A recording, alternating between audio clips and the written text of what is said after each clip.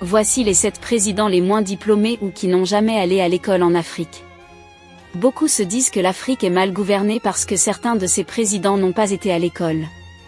Dans cette vidéo vous allez découvrir les 7 présidents bien connus à l'échelle mondiale en Afrique qui n'ont pas eu de grand diplôme. Accéder au pouvoir est la chose la plus difficile dans un État. Même quand on parvient à y accéder, on fait face à de grandes responsabilités qui demandent un niveau d'éducation élevé pour s'en sortir. Mais en Afrique plusieurs présidents parviennent à rester à la tête de l'État même sans diplôme académique. Dans cette vidéo vous allez découvrir 7 présidents africains qui ont un niveau scolaire le plus bas ou qui n'ont jamais été à la fac. Avant de vous dévoiler cette liste, j'aimerais d'abord vous inviter à vous abonner et à cliquer sur la cloche de notification pour ne pas rater mes prochaines vidéos. Numéro 1. Jacob Zuma de l'Afrique du Sud. À 74 ans, ce Zoulou, orphelin de père dès l'enfance, a cumulé les petits boulots, pâtre, coursier.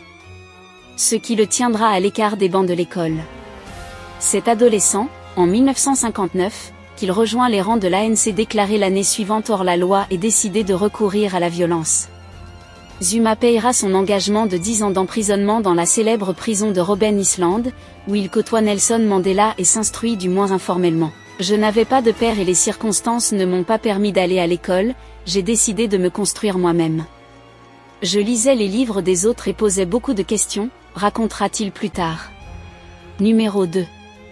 Joseph Kabila de la RDC. Il a passé son enfance en Tanzanie et parlait mieux Kiswahili et l'anglais que les langues usuelles à Kinshasa, français et le lingala, qu'il a dû apprendre sur le tas. Après le lycée, Joseph Kabila a suivi un programme militaire en Tanzanie, puis à l'université de Makerere en Ouganda. Il a continué à suivre une formation complémentaire à l'Université nationale Défense PLA, à Beijing, en Chine. En dehors de ses seuls certificats universitaires connus pour être douteux, Joseph Kabila dispose également d'un certificat d'études secondaires. Numéro 3. Ismaïl Omar Guelleh de Djibouti. Né à Dire Dawa, en Éthiopie durant le règne de Mamassan, il a fréquenté jeune une école islamique traditionnelle, pour migrer, à la fin des années 1960, vers Djibouti où il termine l'école secondaire avant de rejoindre la police devenant un officier subalterne. Le plus haut niveau de formation académique formelle qu'on lui connaît est le secondaire. Bien qu'il ait reçu la formation du service de sécurité nationale somalienne et des services secrets français, sachant qu'il était destiné à devenir le successeur de son oncle. Numéro 4. Omar El-Béchir du Soudan.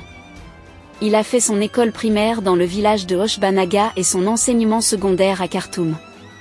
Passé cela, il n'existe aucune preuve de toute autre formation universitaire accréditée à El-Béchir. Il a étudié à l'Académie militaire égyptienne au Caire, puis à l'Académie militaire du Soudan à Khartoum, d'où il sort de diplômé en 1966. Pour rejoindre l'armée soudanaise et servir jusqu'à son avènement à la présidence du Soudan.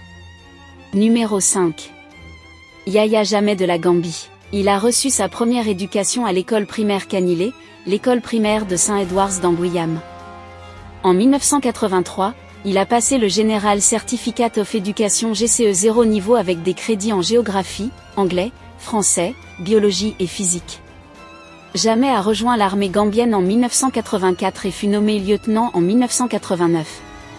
En 1992, il est devenu le commandant de la police de Gambie. Militaire, il a reçu une formation approfondie au Sénégal voisin et à l'école de l'armée américaine. Numéro 6. Paul Kagame du Rwanda. Kagame a commencé ses études primaires dans une école près du camp de réfugiés en Ouganda, où lui et d'autres Rwandais ont appris l'anglais et commencé à s'intégrer dans la culture ougandaise. À 9 ans, il a déménagé à l'école primaire Rwengor, à côté de Kampala, obtenant les meilleures notes. Il a ensuite intégré l'école Ntar, une des meilleures écoles en Ouganda.